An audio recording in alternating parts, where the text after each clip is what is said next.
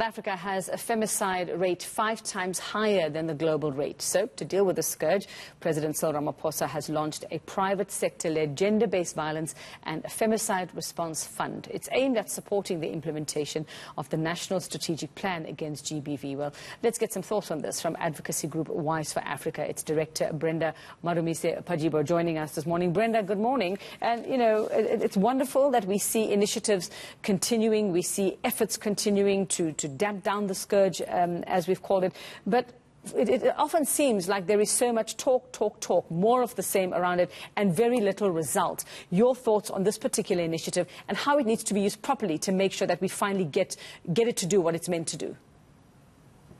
Good morning, and thank you for having us. You're correct. I think, if you recall, this NSP was delivered to government in April 2020. So we are close to a year now since the NSP was drafted, completed and adopted by Cabinet.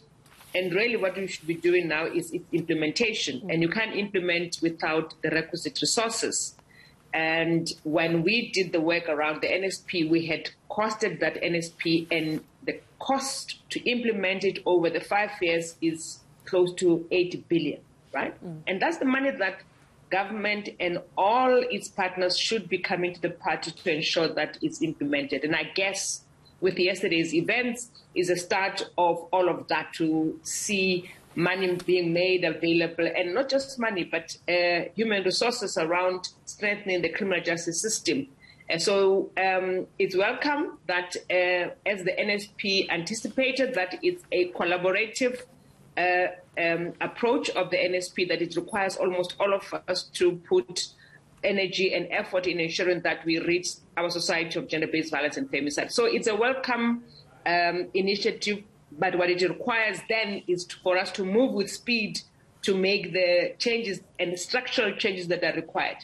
Those individual companies that are part of the pledges of yesterday are also not exempted from being called to account for their own sexual harassment policies and inaction when such rears its head in their corporations. Well, Brenda, as an advocacy group, give us some examples. I mean, you're on the ground, you're hearing from people, talking to them all the time, dealing with cases as well. When it comes to the actual money and what it actually is used for, how do we use money like this to save our women and children, and even sometimes, yes, our men as well, who are in this position, who face possible death because of the violence perpetrated against them? How is the actual money, practically, how should it be used?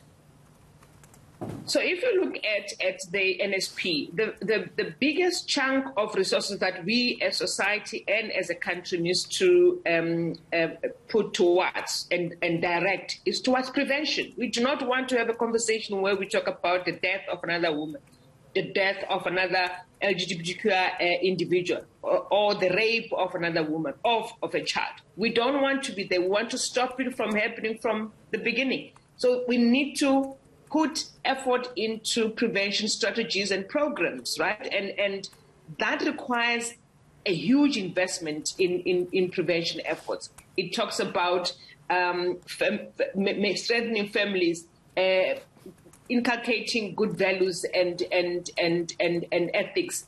All of that work requires money to be able to do that. Awareness programs and interacting with men and women, whether at a young age, at universities, at TVET colleges, in churches, traditional leaders, everyone, everywhere in society must be touched, so that then we can all play a part in ensuring that we rid society of that. That's the first part, and it's around prevention. The second part is that as we deal with prevention, at the moment you have a criminal justice system that has consistently and constantly failed victims of violence, right? And so when you are a victim of rape in this country and your DNA is sitting in a lab, cannot be processed, and you've got a 2-year, 3-year backlog, your case is stuck for the next 3 years because there are no resources to make sure that those DNA results are processed. And I think some of these monies must go towards strengthening the criminal justice system so that we can get justice swiftly and quicker than what is happening at the moment. So if Brenda, yes, and I think long term, yes, those are things that we actually need. But surely we've had enough awareness campaigns. We've had enough telling women and children how to protect themselves, telling men what they should and shouldn't be doing. What about, a lot of the time, a lot of these cases blamed on socioeconomic conditions. We talk about poverty. A lot of women we know stay in bad relationships because they are financially dependent as well. They're keeping their kids, keeping a roof over their kids' heads. What about actually practically finding ways to use this money to get them away, to allow them to get proper legal assistance when it comes to getting away and getting them set up in places where they are safe? Where are we in this country in providing that for these survivors and victims? Yeah, so it's been done by different organizations, including ours, where we literally fighting cases on behalf of women on a daily basis, on custody battles that are driven by violence. A woman who has been abused over time and now has decided that it's enough, and we need to make sure that she can leave that abusive home, she can have access and custody of her children, and she has got a way of fending for her children and making sure that they have a roof over their head and the children can continue to live in a violent-free home, right? So that's the work that we do on a daily basis to ensure that happens. If you look at the National Strategic Plan, there are 6 pillars.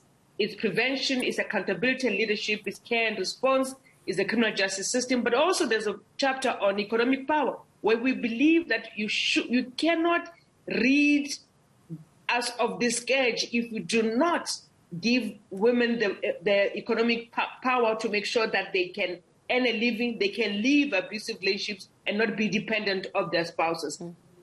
Overall, is that the structural drivers of violence, which have been identified very succinctly in the National Strategic Plan, we know what are those drivers. The patriarchy itself and masculinity and male privilege is one of the many drivers of this violence, and we need to really go deeper into removing that inequality, removing the power dynamics, and dealing with patriarchy and turn it upside down so that we can have a society that believes in equity and equality in earnest and not just make statements because it's fun to do so. Yeah. So you're correct. We need to be spending effort and time in giving tools to women and men to be able to live abusive relationship, but also to be able to find to be economically independent so that they can leave abusive relationship. Even young girls at universities don't have to be paying their fees by thinking that the only way to pay for their university fees is to be, getting into this mentality of blessee, lingo that is available at the moment in the country. All right, thanks very much, Brenda Madumise-Pajibo. She's from Wise for Africa.